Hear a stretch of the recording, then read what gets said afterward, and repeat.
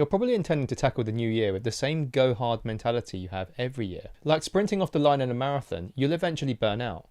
But deep down, you already know this is going to happen. So the question is, why are you continuing to do it? Well, the reality is this is the only approach you really know. And now I've coached hundreds of people who have previously failed with their goals. And here are 9 simple questions they all struggled to answer when we first spoke. When they were eventually able to answer these questions, they were able to hit their goals. So hopefully this might be able to help you prepare. Number 1, what exactly does your plan tell you to do when your motivation falls off a cliff? Because it will. 2, what actions do you take to accommodate this shift in mindset? So what we're saying here is, when this happens, how are you going to respond to it?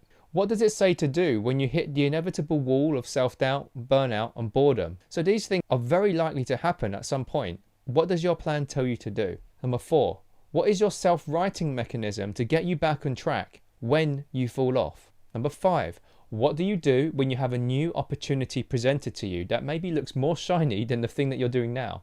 Number 6, what external systems do you have in place to hold you in place? Number 7, what working modes do you have available to shift down and up into? And this is to match your motivation state and what's going on in your life. Number 8, how is your plan constructed to build sustainable consistency over time? And number 9, what is your track record looking like for building sustainable systems? If you've not built one before, how confident are you that this new one is going to work?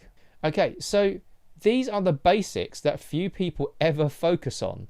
It's quite fascinating because they're not exactly novel things or some kind of hack or anything, but these are the fundamentals that you need to get right, because those things are going to happen to you. Most people are focused on figuring out how to sprint by crafting these perfect plans with time blocks everywhere for every hour of the day, but not looking at the point where your life gets messy and you have to manage things. So a lot of people plan to have multiple projects, multiple hobbies, learn new languages, and learn a musical instrument. Think about this. Is this you flexing your planning ego? All thought, no action, because you haven't started yet.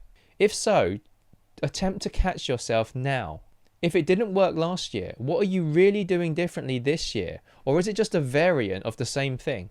A sustainable plan is not just stick to the plan. Now, I actually hear people say this a lot.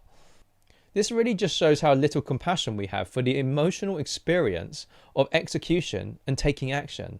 It's a lot harder than it appears to be.